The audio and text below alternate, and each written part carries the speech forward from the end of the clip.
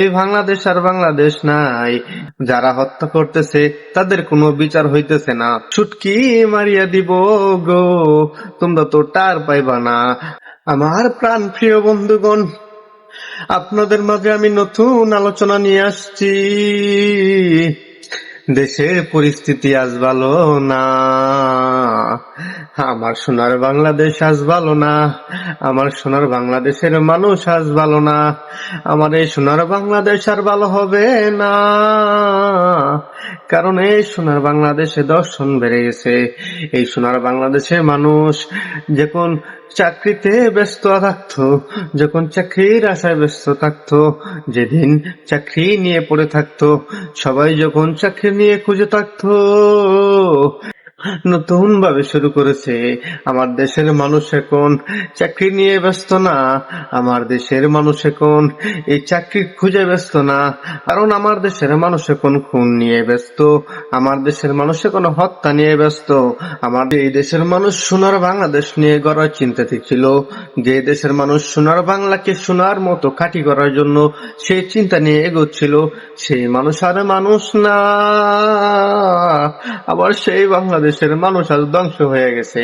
আমাদের এই সেই বাংলাদেশ ৩৪শে জুলাই পর আর বাংলাদেশ নাই, আমাদের এই বাংলাদেশ ধ্বংস হয়ে গেছে।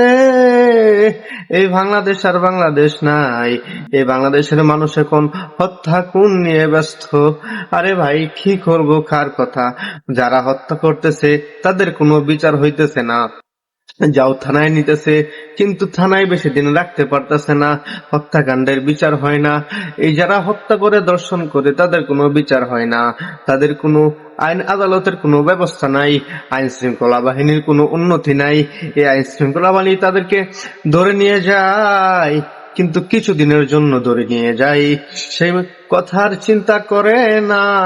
তোমরা যারা এসব করতেছো, আমাদের কিশোরগঞ্জের মানুষদের তুমি চিনো না, আমাদের কিশোরগঞ্জের মানুষ যে ভয়ঙ্কর তোমরা তো জানো না। আমাদের কিশোরগঞ্জের মানুষের হাতে পড়লে তোমার ওই হাওরের খেতে ধান খেতে নিয়া, তাই আমাদের কিশোরগঞ্জের মানুষের হাতে পড়ো না। আমাদের কিশোরগঞ্জের মানুষের হাতে পড়লে ও হাওরের চিপা তোমার ওই ক্ষেতের আইলেন নিয়ে শুটকি মারিয়া দিব, তুমি টের পাইবা না।